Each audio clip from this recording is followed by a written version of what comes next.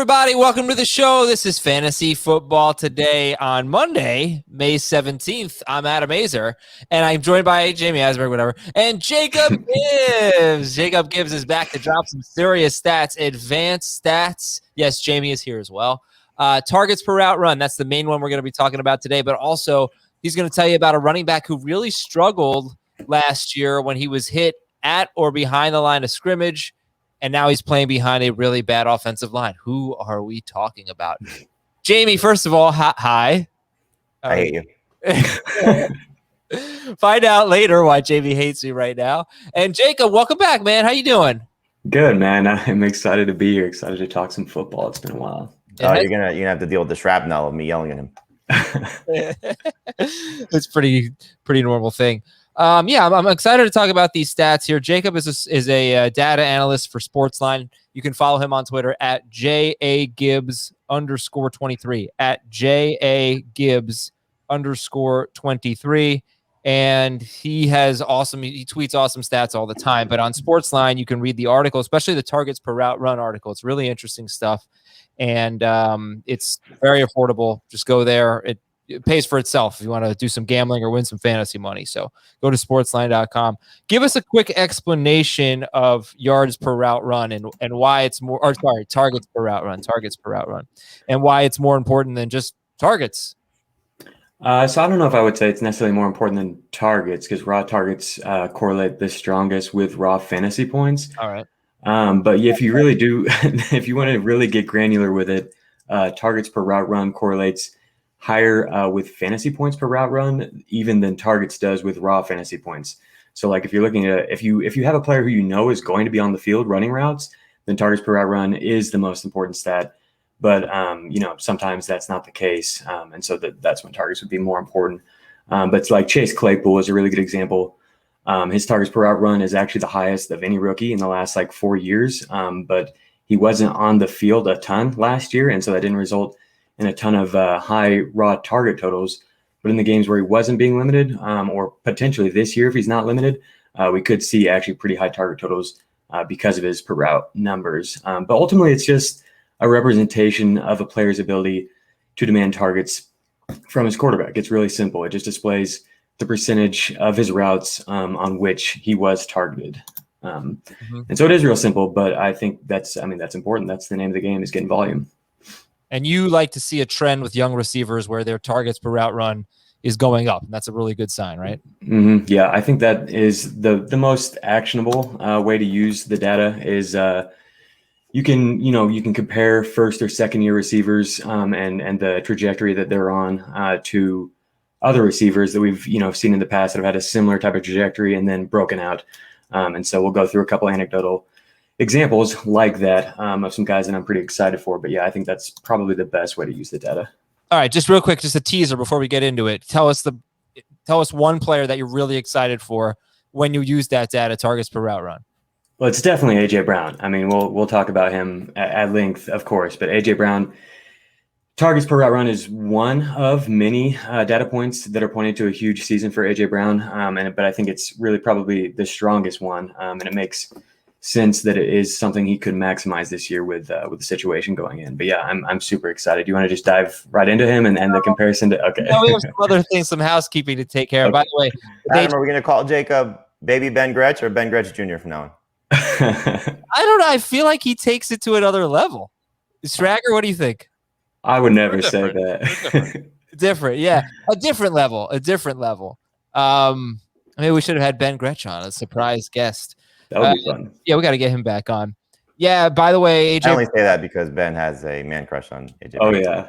I'm well aware. Oh, okay. I thought it was a kind of a statsy thing. Yes, he does. No. AJ Brown. AJ Brown is poised to break this trend. There's only been one wide receiver in the last 6 seasons that's finished top 12 in PPR on an offense that was bottom 5 in pass attempts. And the Titans are bottom 5 in pass attempts every single year. And there's only been one guy who's done it in the last 6 years. That was Doug Baldwin. That was back in 2015. So Brown was wide receiver 7 per game. He did not quite crack the top. He only played 14 games. He was 14th in PPR last year overall. All right, so we'll get into him. It is PGA week, PGA Championship week. The First Cut podcast has you covered for golf's second major. Join our cast and crew live every single day for the 2021 PGA Championship at the Ocean Course just outside Charleston, South Carolina. And from DFS previews to worthwhile wagers and even round-by-round recaps, the First Cut has it.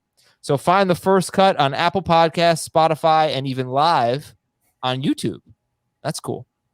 Yeah. Pretty soon you'll be able to watch a lot of podcasts live on YouTube. I'll tell you that later. Trivia question. Oh, wait. I can't forget. I have an important announcement that I forgot to make on Friday. And I meant Is it going to be that you drop something without telling the other person that you dropped it? Shut up. I'll tell you now. We did an Apple Podcast mailbag on Friday. And if some of you left Apple Podcast comments and you were like, hey, why didn't you read my question? I read them on the Friday episode of Fantasy Football Today in 5. And I don't want to leave you hanging. If you leave those 5-star reviews, we really appreciate it. And I want to get to your question. So Hurricane Bosco 26, Fantasykins north of Philly, Brian VG, Wake Up 23. If you're thinking, why didn't you read my question? I read it on the Friday episode of Fantasy Football Today in 5. And Dave, I believe it was, answered the questions. So that's the answer. Okay, trivia question. He meant to tell you guys that he was going to do it, and then he did it, but then didn't tell you. Trivia question. Okay, since the start of 2017, this player leads qualified receivers in yards after catch per reception. Yards after the catch per reception. Since 2017, this player leads qualified receivers in yards after the catch per reception. Who is it? Now, Jamie, I think I've got a pretty decent guess at this. What about you? I don't. I'll say Will Fuller. Well, okay, I'm going to say Juju Smith-Schuster. Juju is a decent guess. I don't think he performed quite as well last year. No, last year was a killer. But 2017, that was his rookie season. I know he's had some really big plays in his career, so that was my guess, Juju. Yeah, so it is even more obscure than either of those. It's Mecole Hardman. Oh, which, like, I don't think anyone would expect. And I think there's kind of a common misconception about Mecole that he's a deep ball only guy or a deep ball reliant guy. And really, he's been used as a playmaker in Kansas City. And so I just wanted to bring that up as somebody who watches, every Chiefs game. Like, I actually am still pretty bullish on Hardman. He's same. really, I don't understand why people have given up on him so early. He was so young. And he didn't produce in his first couple of years, but he's on a Super Bowl contending team that plays a player who doesn't make as many mistakes, is a better blocker, is a better pass runner. I get that. But now he's in his third year and their actions indicate that they believe that he's ready to play a larger role. I'm pretty excited for him. And he's really good with the ball in his hands. We just did a startup dynasty mock draft. I don't know if we're going to talk about that at some point, Adam, but it's a 1 QB draft. I actually drafted all 3 Chiefs receivers in that league. Tyreek, Mecole, and Demarcus Robinson. And I think it's worth pointing out that, first off, Hardman is cheap for what the upside could bring, because you could get him almost in the double-digit round, certainly after round 8. And if you do have anything more than a 15-round draft, especially if you don't have to draft a defense or a kicker, I think taking a shot on Robinson also is worth it too, just in case he's Sammy Watkins. I'm talking Sammy Watkins 2019. So those 2 guys are just free, essentially. Hardman, the ceiling is much bigger for him. So that's the guy you want. But, Robinson also is somebody just worth taking a flyer on, because, as Jacob just said, their actions have told you that they're not looking for somebody out of house. They're looking for guys. And even Pringle, too. Byron Pringle, too, if you're looking for something really, deep. So all 3 of those guys are just free. By the way, for the record, Jacob, Will Fuller was a pretty bad guess, right? Yeah, he's more of a, point of catch guy and then get tackled. But he does have some big plays, so I would expect his number to actually be decently high, because he gets somewhere, he just catches and runs away from people. Yeah, but Juju was better. It was a better guess. Adam, if I continually make you look bad, it's bad for yourself. So I want to make you look better than you. All right, here's the tweet of the day. Tweet of the day from Jamie Eisenberg. I shouldn't be surprised, but at Adam Azer did it again. We'll explain on today's podcast. I made a mistake. I'm sorry. Jamie, these things happen. So, Jacob, so just so you know, and the people that are listening to our show religiously, they know this, but Adam and I share a fantasy baseball team together. Okay. And Adam likes to make moves at times without telling me. But I thought we were past this after the debacle that started our season where he changed the team name without telling me and made several moves, including finishing the draft without telling me. Oh, finishing the draft. I took a catcher with our last pick. I picked up Carlos Rodon without telling you, who is like as you can see, he's a little bit more triggered about this than I am. But in any event, so last night we're texting about our team to make any roster moves, and he says, let's drop a third baseman. Okay, you have to say who it is. Escobar. Escobar. Because we have Rendon coming back. So why do we need another third baseman? And despite the fact that he's coming off a good week and a good weekend. Oh, he's coming off one good game. He wants to drop him. So I said, why don't we see if we can trade him first? To which Adam literally replies, we don't have to make a decision on this tonight. We can wait until tomorrow because we usually open waivers to make free ad drops start of the week. Mm-hmm. To which I wake up and see the email of the transactions that Adam has dropped him. Yeah. After he literally had just said, we can wait on this. We don't have to make a decision right now. So I texted him. I said, hey, what happened? Why did you drop Escobar? and in the time of this conversation, I did an on the block to our league to try and trade Escobar. Yeah, I messed up. I put in a claim to drop Escobar, and then Jamie was like, well, why don't we try to trade him? Don't drop him. And then I canceled the claim, but I forgot that I had actually put in 2 claims for 2 different players, and I only canceled one of them. So I dropped Escobar, but we got him back. It's okay. Thank you. This story is making things make a lot more sense for me. In the last mock draft we did, Adam was like, Jacob, we should do a team together. And I was like, oh, yeah, that sounds fun. And Jamie's like, don't do it. Now I see why. Players. That's true. We should. Now I see why. Yeah. Well, but every move I've made other than this one has been good. And Jamie couldn't even remember Escobar's first name. So we were 6-2. So we play 2 matchups a week. We were 6-2. And he goes, oh, our team is so unbeatable. To which after the fact, we got crushed for 2 weeks in a row. And then we split the last week. So we're now 1-3 since his proclamation of our team being unbeatable. I like to instill confidence in my team. I think that's an important aspect of fantasy that people don't talk about. Talk up your team, give them some confidence. All right, let's do injuries, news, and notes. Urban Meyer was talking about Travis Etienne. He said, worst case scenario, Etienne is a running back with the skill set of a wide receiver. Best case scenario is he's a hybrid player who does both. That's what they're hoping for in Jacksonville. But they're talking about him, Jamie, like he's a wide receiver. What do you make of, Urban Meyer's comments on Etienne? I read the story in The Athletic today by Andy Staples, does a great job for them. And Andy and I went to college together. He basically outlined that, Urban is trying to find another Percy Harvin. He's trying to find another Curtis Samuel. He's trying to find a guy that can do a few different things and just be a one-trick pony, essentially. So he doesn't just want Etienne to play running back. So it's a strange thing to say about a player who was so successful. And obviously, if he lines up at running back, he can catch passes. So it doesn't really make much sense about where he plays. But I think the bigger question is, are they going to use James Robinson a little bit more than maybe we expect, despite the fact that they drafted Etienne in the first round of 25th overall? So I think if you're in the James Robinson camp, this is going to make you a little bit more hopeful. I still think Etienne is going to lead them in touches. Whether that means he's going to lead them in carries, that's the question. So I wouldn't back off of drafting Etienne in the round 4-5-ish range, depending on the format you're playing in. This, I think, is going to help him in PPR and help his reception total. But, he was a 48 catch guy, I think, his final year at Clemson. And he's increased his catch total every year of his career in college. So he's got that type of ability. And I think it's going to be fun to watch how this whole thing plays out. So I wouldn't necessarily read too much into it. But, if we get to training camp and it's James Robinson as their lead running back and Etienne in kind of this hybrid role, maybe then you change your tune. Okay. So Etienne, let's say he's a 4th round pick right now in a 12-team league. And Robinson, let's say with this news, well, what round would you think that Robinson would have to go in to become a better value all of a sudden than Travis Etienne? So Etienne in the 4th, I'd rather have Robinson in the what? 8th, I guess, in terms of value. I was thinking, yeah. Okay. Andy Dalton's going to get first team reps with the Bears when they start. Yeah. When they start OTAs next week. Exactly. Vic Fangio not naming a favorite for the Broncos quarterback job. That's a 50-50 battle right now.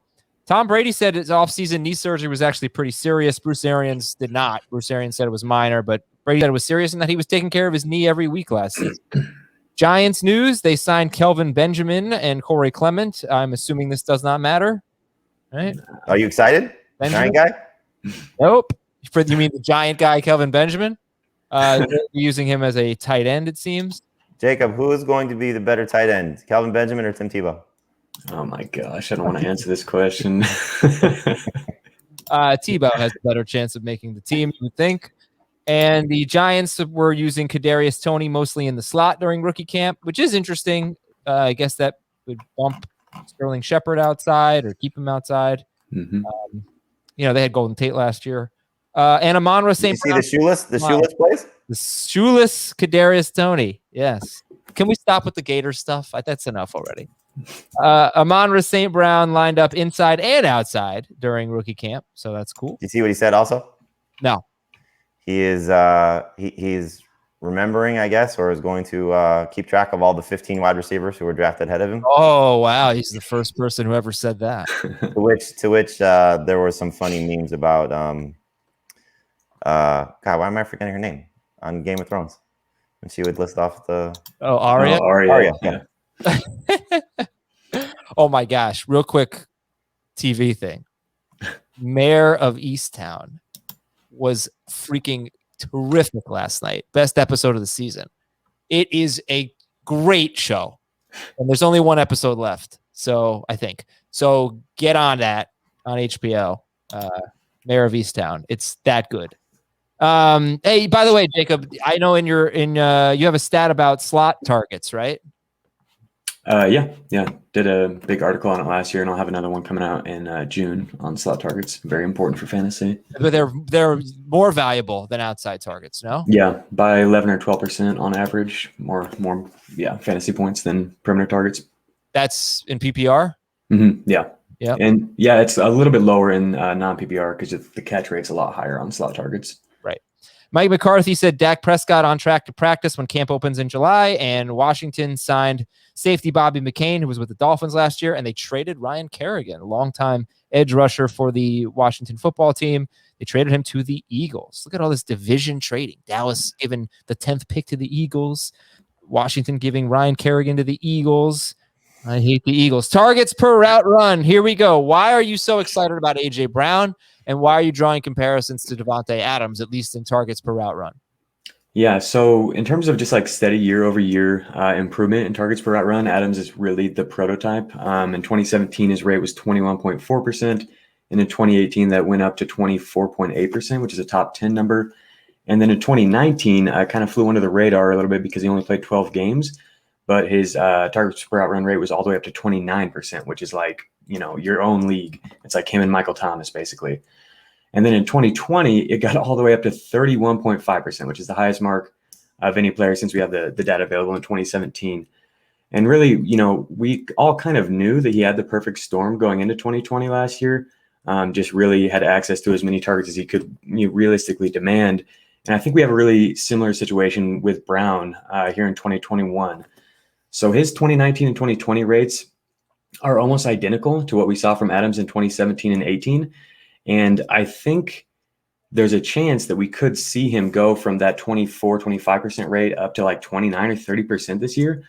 We actually saw him do it last year during the second half of the season. His rate was up to 27%. And then he had an elite 28.2% rate in the final 5 games. So we've seen some glimpse of his ability to do this. And that was even with Corey Davis and Jonnu Smith still on the roster. And with those guys gone and only replaced by, Josh Reynolds, I would think that we really might see a massive target total from Brown this year. And he's, of course, been one of the most efficient per target guys in the NFL. So, like, if he does jump to 29%, just say that last year he had a 29% target per route run rate instead of 25%, that would have been an additional 17 targets. And with his per target fantasy point rate, that would have been an additional 42 fantasy points, which would have had him placed as a wide receiver 4, even with just 14 games played. So obviously you see mean, that's kind of a dubious extrapolation in terms of the, per target rates, but like that gives you an idea of how high the upside would be if things play out this way. This AJ Brown we're talking about, and that you're saying he would have been wide receiver 4 with that increase in targets per route run, even in full PPR. Yeah. Oh my, because I mean, I think Jamie, when you look at the elite wide receivers, he's the one. I don't know if you could say Tyreek Hill, but I think people know how they feel about Tyreek Hill, but he's a kind of like non-PPR versus PPR. How are people going to feel about it? You have him third in non-PPR, AJ Brown? Yep, fourth in PPR. Fourth in PPR. So, and that's if Devontae Adams stays on the Packers, right? I mean, Aaron Rodgers stays on the Packers. Yeah. So the PPR one is hard, I think, for me anyway, because he hasn't been a big catch guy, right? He was on pace for 80 catches last year, and that's not a very high number. There has only been, I think, one wide receiver in the last 10 years to be a top 5 PPR wide receiver with fewer than 80 catches. I want to say it's 80 or fewer catches. So that's what he was on pace for in 16 games last year, 80 catches. And even with how great he was only wide receiver only. He was wide receiver 7 on a per game basis in PPR. So, Jamie, was that difficult for you with AJ Brown to put him ahead of DeAndre Hopkins, put him ahead of Michael Thomas, Justin Jefferson in full PPR when they really could have 20 to 30 more catches than him? I mean, you're hoping, I'm sure Jacob would probably say the same thing. You're hoping that this is the season where that changes, where he is a 100 catch guy and not just factoring in the 17th game. You're looking at what this receiving core looks like. And I like Josh Reynolds. I think he's got, plenty of upside as a sleeper, and Anthony Ferguson, same thing. But they're asking those two guys to step into some pretty prominent roles. And, Corey Davis is, production last year was pretty prominent. They also lost Adam Humphries. I know Des Kirkpatrick has an opportunity to step in as the third guy. This is a terrible receiving core on paper. And so it's the same thing that we talk about with the tight ends. We don't really talk about this with the receivers as much, maybe because we don't have to, because it should be obvious. But when you have a playmaker of his caliber and the targets that he should see, yes, they're not going to be in the upper half of pass attempts, but they should throw in his direction enough that he could potentially be in top 5 in targets. I don't think he's going to lead the league in targets. I don't think he's going to be, 180 target guy, but he's going to be north of 120, which is usually the starting point. So let's say it's now 130, when you factor in the 17th game. I'm hoping he's going to be north of 150. And, while this defense is being rebuilt and hopefully will be better, they still could be in some shootouts. And we just don't know what would happen if Derrick Henry misses any stretch of games. Do they change the focus of what their offense is? There's also a new play caller, and I know they're going to keep things the same because it's a guy that's in-house. But, if Downing decides he wants to open up the offense a little bit, that 10%, 20%, whatever increase it may be in throwing the ball, that could certainly help AJ Brown. But I think, everybody looks at it and says, here's the upside. And Jacob now is, giving you some additional data to put toward that. And, he may not be wide receiver 3 or 4, depending on how it's going to finish. And those other guys may be better. And I'm going to guess ADP is probably going to say that those guys are going to get drafted ahead of him, which makes total sense. But, if you're looking at what the ceiling is, I think AJ Brown's ceiling could be wide receiver 1. He's got that type. Well, in full PPR, wide receiver 1, that's I guess my only question is in non-PPR, there's no doubt. And he's so safe, right? He's gonna dominate targets. He's got a super high touchdown rate. Mm-hmm. Jacob, I don't even know what to do with that. Like, you look at his touchdowns, I don't have it right in front of me, but in the last 2 years, compare his touchdowns to DeAndre Hopkins' touchdowns, and he's probably doubled him or something or come close. And the targets are probably fairly similar, if not actually more for Hopkins, right? Yeah. So right. Like, what about the touchdown rate? If you want to get into that, what could go wrong for AJ Brown is, I guess, what I'm trying to say. It's hard to make a case. He's super safe. Yeah, I mean, touchdowns could definitely come down. I think it's definitely possible, though, that he is just like an outlier, similar to Tyreek Hill or someone like that. And this offense has proven to be a bit of an outlier as well in terms of efficiency. But that could regress some, especially with them losing 2, above average weapons. So I guess that is the downside. But, yeah, other than that, he really does seem like one of the safer receivers you're going to get in that range. And I agree with Jamie. I think he does have the upside to be wide receiver 1. Okay, so sorry. This is the situation, like, if you recall, Adam, when Keenan Allen coming off of his rookie season, and I know I've mentioned this before, but like Mike McCoy was the coach of the Chargers at the time. And when I spoke to him about how does, Keenan build off of year 1 to year 2, and he said, he's the guy now. The target's on his back. Everybody knows what's coming for him. And he struggled a little bit in year 2. And it was also the return of Malcolm Floyd, coming back from injury. This is not the case. A.J. Brown has proven himself now from his rookie year to his sophomore season. Yeah, there was no step back. There was step forward. Yeah. And so, he's used to attention. He's used to the top defensive back. He's used to, additional coverage. It may increase a little bit, especially if the other guys don't step up. But, he's played in this role before, and you have to account for the run game first for Tennessee. So that obviously opens things up for him in the passing game. Okay. Yeah, last 2 seasons. So last 2 seasons, this is just 190 targets for A.J. Brown and 19 touchdowns. You can do the math there. For Hopkins, 310 targets, 220 more targets, and 13 touchdowns. 6 fewer touchdowns. So hopefully A.J. Brown can keep that up, and I'd like to see that number obviously go up for DeAndre Hopkins. Okay, let's talk about the Detroit Lions. Targets per route run. You think TJ Hockenson and D'Andre Swift could have nice seasons here? And I know Jamie's really high on Hockenson. But let's talk about Hockenson because it's kind of interesting, targets per route run. Well, his yards per target is just, it's not even close to the 4 tight ends that people might take ahead of him, whether they go with Andrews or not. I mean, he's just kind of, lousy in yards per target, disappointing. He's a short yardage target, and I think that's actually a reason to be excited for both these guys is they're short yardage targets. And this is going to be an offense, led by Jared Goff that's going to be leaning on the short yardage guys. And so I don't know. I just think that's really important. Going from Matthew Stafford to Goff is going to be a huge change. Stafford had the 5th highest ADOT in the league in 2020, while Goff's was the 3rd lowest. And I think these two particularly, and possibly Amon-Ra St. Brown, is going to prove everybody wrong. But I think they're the ones that are going to soak up these targets, not, necessarily the field stretchers like Perryman and Tyrell Williams. So with Hockenson specifically, Goff loves throwing to tight ends. 25% of his pass attempts have gone to tight ends over the past 2 seasons, which is up from 21% in Detroit during that time. And that's come while playing in an offense that doesn't even allow tight ends to run routes that often. They use them as blockers more than Detroit. But yeah, when Tyler Higbee and Jared Everett actually ran routes, they were targeted much more heavily on a per route rate than even Hockenson, who had a pretty good target per route run rate in 2020. For reference, that is so interesting. I'm sorry to put you off because I knew you were going to bring that up, that Goff likes throwing to his tight ends. And I think people might hear that and be like, what? Because it seems, basically there hasn't been a good fantasy tight end on the Rams in the 4 years that Goff has started, except for one 6-game stretch for Higbee at the end of 2019. But what I just wanted to highlight what you said, that the Rams tight ends didn't run a lot of routes, but when they did, they got more targets per route run than Hockenson did last year, right?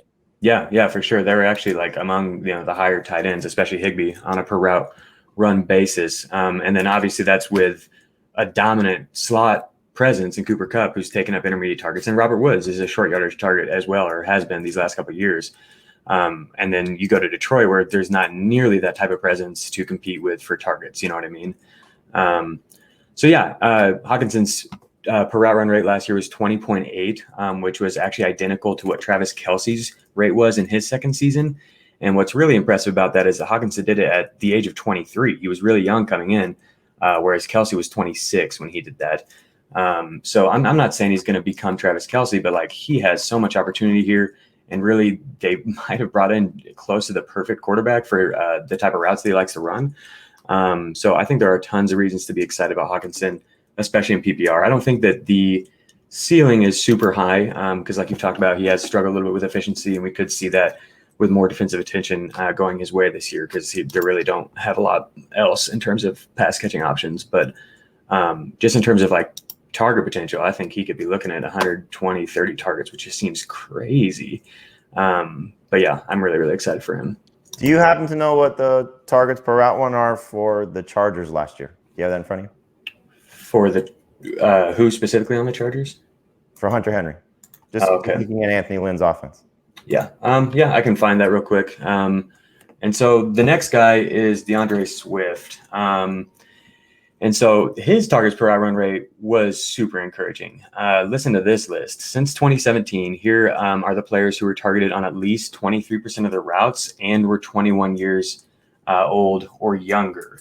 We've got Justin Jefferson, 23%, Christian McCaffrey, 23.7%, Saquon Barkley, 24%, and D'Andre Swift, 24.8%. Wow, that is it's a good list to be on. Yeah. Jamie, let me just ask you about D'Andre Swift. It seems like Heath is super high on him. I'm not sure how you compare to Heath in terms of D'Andre Swift, but Anthony Lynn always gets his running backs involved in the passing game, and that's a great thing. He also is kind of is it fair to say he's a dual back RBBC kind of coach? So do you think that's going to be the case? Like, what kind of workload do you think D'Andre Swift's going to get? I think he's going to lead the team in touches, but you do bring up a point that concerns me is, the signing of Jamal Williams, the fact that they released Kerryon Johnson, I think is a good thing, but the signing of Jamal Williams, who doesn't have the upside of D'Andre Swift, but can play a similar game like D'Andre Swift because of what he can do as a pass catcher. Again, not the same type of player, but can do the same type of things. So I wonder what they're going to do with Jamal Williams, how much they're going to use Jamal Williams. And then the thing I fear with D'Andre Swift is I think he's going to be a fantastic pass catcher, but what is the touchdown potential? What is the yardage potential? The offensive line clearly is going to be good with the addition of Penei Sewell. But the team's going to be bad. And the passing game, while I agree with Jacob, I love TJ Hockenson, it's probably going to struggle. So, do they score enough points? This could be one of the worst offenses in football, aside from these two guys. And so, I think Swift is a very good round 2 pick. It's just he's in that, for me, that kind of mess of guys that you could rank in any way possible, of Swift, of Akers, of Najee Harris. You want to throw Clyde Edwards-Helaire in there, Joe Mixon, Nick Chubb in PPR. They're all kind of in that same range of, the swing through, 18 overall. So, anywhere from 10 to 18 overall, that you can justify taking them as high as 10, or you can probably wait to get them in the back end of round 2. But I love D'Andre Swift in PPR. I'm a little bit more concerned about him in non-PPR just because of the touchdowns. Mm-hmm. Jacob, how would you rank D'Andre Swift, Jonathan Taylor, and Cam Akers? So I think Jonathan Taylor and Cam Akers just bring significantly more upside. And so I think I would have to have those two ahead of him. But I do think for PPR, I think Swift actually has the safest floor of that group. So I guess it kind of depends on if you already have another running back in your team or whatever, what you're going for there, if you want upside or not. But I think I would have him behind those two. Okay. Did you get your Hunter Henry? Yeah. So his, I thought this was the case. His target per route run rate wasn't very high because he actually ran quite a few routes. And so like at tight end, that is, it's really important to just be aware of how their team uses them, because some players are going to have really inflated per route run rates when that really isn't that actionable because they're not running a lot of routes. You know what I mean? Like George Kittle's rate's like insane. It's like as high as Devontae Adams, but like he's not running quite enough routes for him to have that type of an impact. But Henry was 11th among tight ends, 18%. But like, I mean, he was higher than Logan Thomas and Robert Tonyan and, Dalton Schultz and people like that. So like it wasn't low. It just wasn't super high. Okay. All right. We're going to take a break here on fantasy. Hockenson is a better prospect than Henry. So you got to assume that that matters. Yeah. And he's already shown an ability to be targeted at a higher rate earlier in his career than Henry. I was just curious, looking at Anthony Lynn's guy. Yeah. Bringing that to Detroit. Yeah. I just don't know how much I want to invest in Detroit. Like I think that's fair. My issue with Swift and my issue with Hockenson, and I mean, you've all heard me. I draft Hockenson around 60th overall if I have one of those swing picks. Mm-hmm. But those are two guys that are worth investing in, though. I hope so, but I'm so sick of this Detroit. Amir Abdullah, I was excited about going into his second. Look, Kerryon Johnson, I was excited about going into his second year. Yeah, but Swift is a different prospect. he's shown you something. Jacob just gave you the numbers about his age versus what his production could be. Yeah. And I think when you say investing in Detroit, look, there's two guys that are going to get drafted in the first 6 rounds, and we just named them. Then there's two guys you take flyers on, essentially, Jamal Williams and Amon-Ra St. Brown. And then the last 2 guys would be Tyrell and Perryman, maybe Cephas. But those are throwaway picks. If they do anything for you the first couple of weeks, you'll hold on to them. If they don't, you cut them. I don't care about that. I'm happy to invest in Rashad Perryman with my last pick. And right. I don't care about that. It's, do I want to spend a 2nd-round pick on DeAndre Swift, who had 12 or 10 touchdowns in 13 games? Detroit running backs last year, 17 rushing touchdowns. That's a huge number. That's more than they had, or that's as many as they had in the 2 previous years combined. They have not, I don't know the last time they reached 17. It's been a really long time. So that was weird. They're usually a bad offense that has very few rushing touchdowns among their running backs. And I don't know what the split's going to be in terms of the carries for DeAndre Swift. So I am worried about his touchdowns. I could see he's going to get at least 60% at worst case scenario. Yeah. But the guys that you're drafting around him are probably going to get 80 to 90% of the carry. Some of them, Cam Akers, maybe Jonathan Taylor. But that's why he's one of the guys that his value changes depending on format. Yeah. So like Jacob said, his PPR value can be comparable to Jonathan Taylor and Cam Akers. In non-PPR, you'd be crazy to take him over those 2 guys. No. Right. Yeah. Well, and then there's half PPR, which is always tricky. And why am I bringing up Jonathan Taylor? I know basically everyone's going to draft Taylor over Swift, but actually Heath has Swift 1 spot ahead of Jonathan Taylor in his PPR rankings. So there's that. Okay, now we're going to take a break. Jamar Chase, Najee Harris. How are we going to talk about them? They're rookies. Or Jacob's got some great stats for you that we can relate to these rookies, and we'll also talk about Diontae Johnson when we come back on Fantasy Football Today. All right, we are back on FFT, and let's get right into the Bengals and their 1st-round pick, rookie Jamar Chase. And why are we talking about Jamar Chase with this? I just think that there's tons of upside here with Chase. If we assume that he's going to slide right into the role that they tried to have AJ Green play last year, that was a super high volume role. And I think he will be able to perform much more efficiently within that role than AJ Green did. So Green ranked 11th in the NFL in air yards, which was ahead of DeAndre Hopkins, Mike Evans, A.J. Brown. He was slightly out-targeted by Tyler Boyd and T. Higgins, but he still had over 100 targets, and he also led the team in end zone targets and ranked 10th among wide receivers in end zone targets. So he was used downfield on high, deep ball, high value fantasy targets, and used frequently in the end zone as a contested catch guy.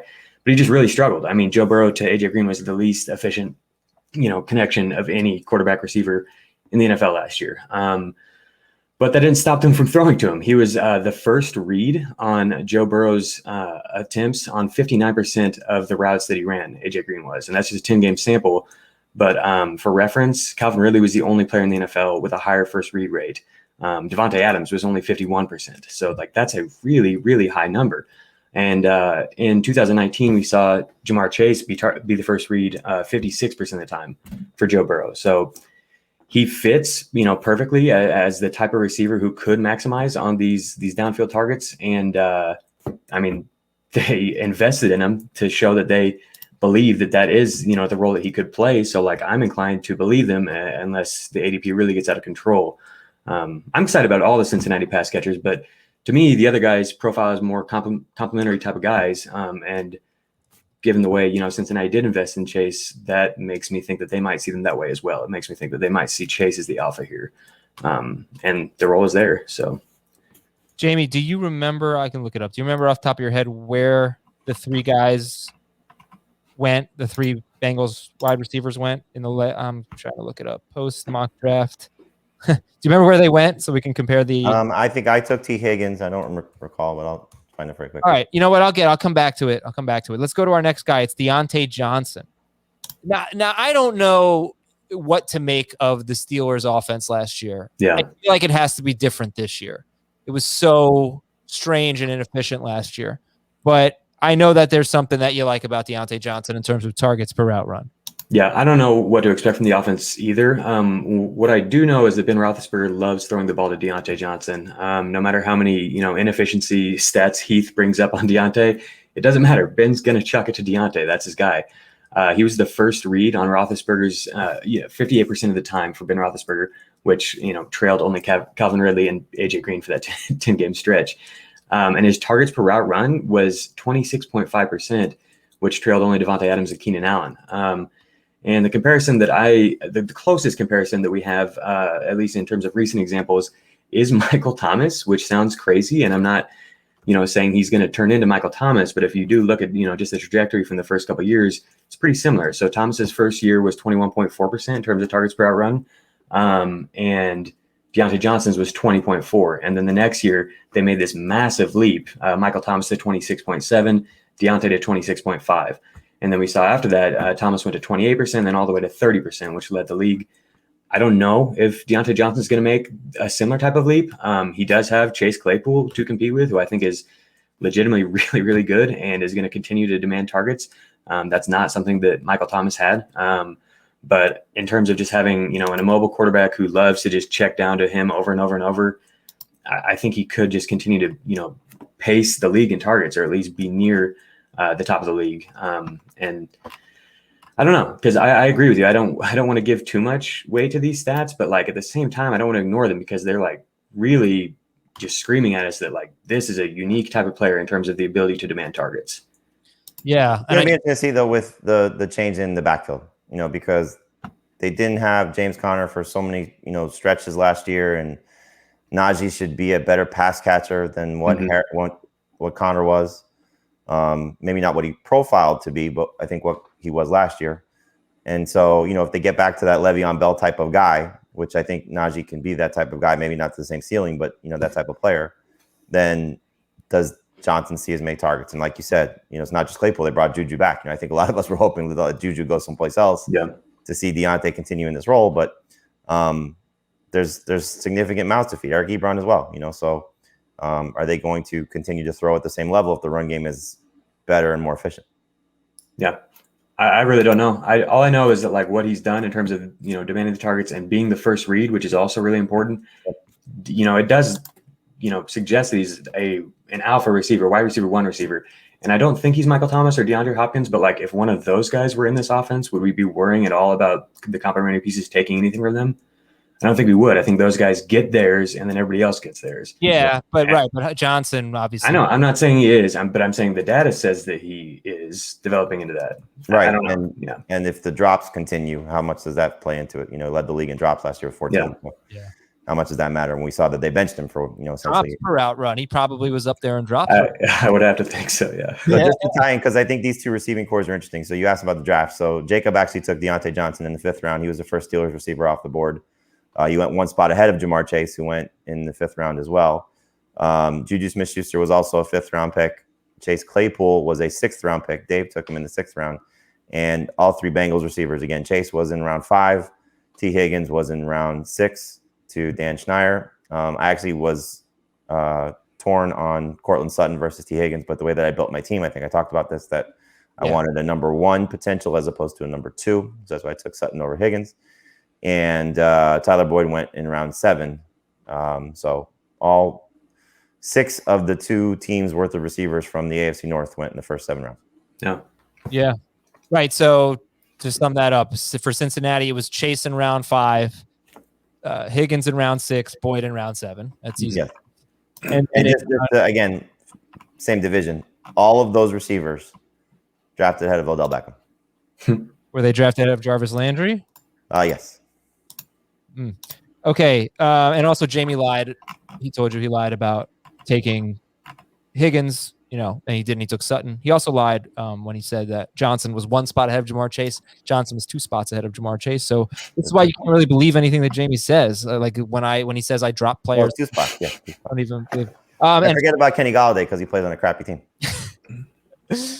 No, he's not on the Lions anymore. Diontae Johnson was round 5, and Juju Smith-Schuster was about 8 picks later in round 5, and then Chase Claypool. I had the best pick of that round, though. You did? Oh, TJ Hockenson. Yeah. So are there any of those 6 wide receivers that you think were bad picks in rounds 5 through 7? I wasn't super excited to take Diontae there, honestly. I Really? prefer to get him a little bit later, but you took Michael Thomas in round 5. yeah. Yeah. What about, but you, okay. So high targets per route run for Diontae, high targets per route run for Claypool. What does that mean for Juju? I am honestly like about as big of a bear as you'll see on Juju. I just have not been encouraged at all by what we've seen in the last couple of years, and maybe it will change, but that's just like blind faith that it will, and none of the data suggests that it will. He was the first read pretty regularly when Diontae was out, but when Diontae played, it dropped dramatically. And yeah, he just wasn't targeted at a high rate. I don't know. They basically used him like a tight end. He had like the lowest ADOT of any receiver in the league, and I think he was in like the bottom 20% of tight ends even in terms of ADOT. Like he just was. I don't know. That's revolting offense. But now Najee Harris is there. Woo! Okay, so we're not going to talk about targets per route run with Najee Harris. We're going to talk about what happened when he was contacted at or behind the line of scrimmage in college. So tell us what you see here. And we all know what happened twice behind that offensive line.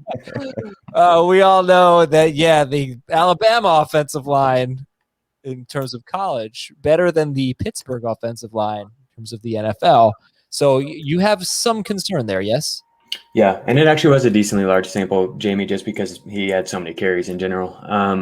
But yeah, I'm not sure how we should expect this to translate from college to the pros, because when you get into really kind of, obscure stats like this for advanced rushing, it definitely does have a lot to do with the offensive line. But I know a lot of people do profile him as like an above average yards after contact guy, but the stats just don't really back that up from last year. And so I just wanted to bring the point up because I think it's interesting, and I think it is worth highlighting that Pittsburgh's offensive line is a real problem. So I'm curious what you guys think. So among 92 qualified backs, Harris was 22nd in yards before contact per attempt, which does point to the strong offensive line play, but he was just 42nd in yards after contact per attempt. I think the only running back that was worse that was drafted in the first 4 rounds was Travis Etienne, actually. He really struggled to create yards on his own when he was hit at or behind the line of scrimmage, which is definitely a troubling sign now that he's on Pittsburgh, who had the second highest percentage of rushes stuffed behind the line in 2020. So yeah, when he on carries where contact was made at or behind the line of scrimmage, he ranked 40th among 92 running backs in adjusted yards after contact per rush, and he was 63rd in rushing expected points added, which is just an efficiency metric. And I just am a little bit concerned. I think the volume is going to be there, and especially the receiving volume is particularly exciting for PPR formats. But I really think the rushing efficiency could be really bad behind this line. And I don't know what that's going to ultimately mean. It will probably come down to touchdowns and his involvement as a receiver, but I worry that he's going to have a hard time getting to even like 1,000 rushing yards this year, which is crazy for how many rushing attempts he might get. Yeah. Well, plus the 17 games, I hope he'd be able to get. Oh yeah. I don't like what you're saying because I really like the setup. I mean, I think you can make a case for Harris in the first round. I think, well, and I don't think we should give too much weight to this. It's more just a point to consider. It's just something to bring up because I think it's very easy to just fall in love with Harris and the fit in Pittsburgh and all of the touches that he could get, but I do think there is some downside here. Because like if he's not as involved as a receiver as we think he might be, and the rushing efficiency is down, then like now, is that a top 15 running back even in fantasy? I don't know. Well, yeah, Jamie, what do you think here on Harris and maybe not being a good fit with Pittsburgh? But I guess I'd already factored in that their line stinks. I mean, I feel like you'd have to be a pretty special running back to be able to overcome this bad offensive line. But for me, it's about he'll get all the carries, he'll get all the goal line work. He doesn't have a quarterback who's stealing his goal line work. He'll get enough catches. So I just thought he would volume his way into a top 12 running back, basically. I think he might. I think if you're dealing with an offensive line that is this bad, you typically want someone actually like D'Andre Swift, I think, who's very good at breaking tackles, or even David Montgomery or someone like that. I never would just say I'd rather have David Montgomery than Najee Harris, but like someone like that who's good at creating the extra yards. And all I'm saying is we haven't seen that from him yet. Yeah, I also don't want to rush to judgment that this is going to be a terrible offensive line. I don't think it's going to be a great offensive line, but like where did they rank last year? Do you know, Jacob, in terms of their, I don't know, Pro Football Focus? Oh yeah, I know where they ranked. They were the second worst run blocking line in the NFL. Right. So replacing guys may not be a bad thing. You know what I mean? Yeah. Like it's like, okay, hey, we brought back the same guys because you know their names. Maybe Villanueva's done. Maybe Pouncey really was done. No. And so moving on from those guys could be a good thing. We may probably make the same case for the Raiders. They were 24th last year and they lost 3 guys. Maybe that's a good thing. I don't know. But I go back to something Jason Lockenfora said on draft night, that they're really excited about their new offensive line options and the young guys that they have. They're going to step into some opportunities. So who knows? I mean, was he good in this metric? No. Does that mean he'll be bad in this metric in college on the next level? You brought up David Montgomery, Jacob, and that was something that we heard a lot about, coming into the NFL, and it didn't necessarily materialize in his rookie season because he just ran into contact too many times. Yeah. So, maybe the Steelers offense and their coaching staff gets their hands on him and they can tweak some things. I don't know. I think the opportunity is what you're buying here. The things that you saw in college is what you're buying here. And so it's it maybe puts a little damper on taking him in the first round or taking him in the first 15 picks, but that shouldn't also scare you off to the fact, like what we just talked about with this mock draft Adam last week, that I got him in the 3rd round. That's just insanity. Yeah. It's late in the 3rd round too. So I just wanted to go through the top 10 or so in yards after contact per attempt, according to Pro Football Reference, in the NFL last year. Number 1. So this is yards after contact per attempt. Ronald Jones was number 1. I don't know if he was contacted on the 98-yard touchdown. I was going to say that one definitely affected it. That's probably it. Yeah. Aaron Jones was 2. Devin Singletary was 3. J.K. Dobbins 4. Derrick Henry 5. And Derrick Henry had 34 broken tackles. Ronald Jones had 10. Aaron Jones had 14. That's amazing. Dalvin Cook had 33. Anyway, J.K. Dobbins 4, Derrick Henry 5, Nick Chubb, Gus Edwards, James Robinson, Brian Hill, Wayne Gallman, and Tony Pollard tied for 10th in yards after contact per attempt.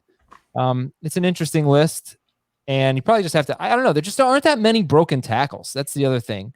Yeah. A lot of like what Devin Singletary broke 9 tackles last year. He's tied for 2nd on this list, yards after contact per attempt. So I don't know if that had 4 of them came from Zach Moss trying to keep him off the field. Broken tackles. David Montgomery had the 3rd most broken tackles in the NFL last year, behind Derrick Henry and Dalvin Cook. Yeah, that's an impressive list. Derrick Henry, Dalvin Cook, Montgomery, Nick Chubb. That's your top 4. Number 5 was Mike Davis. Mike Davis. Yep. And then Josh Jacobs, Antonio Gibson. I don't know what to make of these stats. They are pretty interesting. I also don't know what to make of conditional draft picks. So we talked about this on Friday. Is there ever a scenario where in a dynasty league, you can trade a player for 1 year as a rental and then get that player back next year? Okay. So everybody's like, no, that's collusion. You can't do that. That's garbage. But I don't know. What if Team A, the example was TJ Hockenson for pick 112 in a rookie draft. Team A gives Hockenson, Team B gets Hockenson, gives back pick 112. Gets Hockenson for all of 2021. And the pick 112 is a 2021 pick, so it's gone. In 2022, Team A gets Hockenson back. So what happens? Okay. So I said you can make. Now I've thought about this. It's very difficult. I can't think of something that I like. But let's try this. You can make a fantasy point benchmark for Hockenson. You can say if he does this, that's like in the NFL. It's conditional draft pick. If he starts this many games, you get something else in return. This would be a little bit different though. Let's say you set a fantasy point benchmark for Hockenson. If he hits the benchmark, then Team A gets TJ Hockenson back, like it always been, and a round 3 pick in the rookie draft. If he doesn't hit that benchmark, doesn't have a good enough year, Team A gets Hockenson back, and he gets a round 1 rookie pick back. Whoa. So he actually gets a better pick if Hockenson doesn't do well. And what I like about this is you are trading someone that you are actually betting against, hoping he does poorly, so you get a first-round pick back the following year. And whereas if you're acquiring the player, you want him to do really well, and if you're right about him, then you only have to give up a 3rd-round pick. But that's not how real-world trades make. No, it's opposite than Right. real world. It's opposite than real world. But in the real world, you don't have to give the player back. That's the thing. You keep the player. But in this case, you have to give the player back. So I don't want to be too. I don't want it to be too damaging for the team that has to give the player back. So if he thinks you're getting a 1st-round pick, and if he's successful, you're getting a 4th-round pick. Yeah, and you're getting the player back no matter what. But it's like you are betting against your own player. It's an interesting wrinkle. And if you're acquiring the guy, you're betting on him. And if he sucks, then not only do you have to give him back, but you lost the 1st-round pick. Does this have to be in writing? Yes. Yeah. Absolutely. It has to be in writing. And again, as the commissioner, if they find out about this, how happy or not concerned do you think they'll be? I mean, I think when there's so much at stake, it's not collusion. It's not collusion because collusion is when 2 teams make a trade that helps one team. This is a trade that could help both teams. It just might take a year. So I personally wouldn't want to. It may not take a year because you're still getting 112 on top of it. You are, but you're getting the player back, so that's just weird. But there has to be another element to it. I wouldn't like it. I don't like rental trades. I don't think they're right. But if you disagree with that, think about this weird option here. That let's take it back a year. Let's say this is Mark Andrews, not TJ Hockenson, right? Yeah. And you're trading 112 for TJ Hockenson for Mark Andrews with the assumption that you're getting the 4th and the 1st back. And 112 becomes Justin Jefferson, which was probably in his ADP. Do you, as the person acquiring Hockenson, are you saying, well, I mean, you got a better return? It doesn't matter. I mean, you could put more, hey, if the player you take with 112 does this, then that's way too complicated. This is the Azer stat of trade rules. The question is, so convoluted. Hold on. Yes, absolutely. Did TJ Hockenson hit the benchmark? Did Mark Andrews? He finished as tight end 6. He regressed. I would say he did not. So I would say that if you traded Hockenson, you got pick 112. I keep saying Hockenson. If you traded Andrews, you got pick 112. You are now getting Mark Andrews back. And since you do that well, you're also getting a 1st-round pick. So the person who acquired Mark Andrews just. Can you imagine if this worked out? You would have, let's for fun, let's just say the person who got Mark Andrews was in last place. You could be getting Jamar Chase, Justin Jefferson, and Mark Andrews back. Andrews back, yes. So there might have to be some additional. Boy. Addition. All right, we've got a live stream tomorrow night at 7 p.m. Eastern. Tuesday night, 7 p.m. Eastern. A live stream, youtube.com/fantasyfootballtoday. We will see you there. I think I kind of ran out of time for emails here, but I will save them for tomorrow's show. So if I told you I was going to try to read your email today, I did. But that's shocking that you said you're going to do something and you didn't do it. Yeah, well, yeah. Well, actually, Jamie, usually I say I'm not going to do something and then I do it. Like that's true too. Eduardo Escobar. It's fantasyfootball@cbsi.com. But thanks a lot to Jacob. Thank you for coming on. Yeah, thanks for having me on. Jacob. Good luck to you guys with all the drama with your fantasy baseball team. Hope that goes well. Yes. Oh, yeah, we're on the right track. We're good. Yeah, emails we'll certainly try to get to. We'll get to at some point this week. Don't worry. And yes, live stream tomorrow, Tuesday night, 7 p.m. Eastern. Please join us. We will talk to you then. And that's it. Ben, I'm sorry I didn't promote the live stream earlier. That's totally my bad. We'll put it at the top of the show tomorrow. We'll make sure everybody's watching. All right. For Jamie and Ben and Jacob, I am Adam. Have a great day, everybody. Talk to you on Tuesday.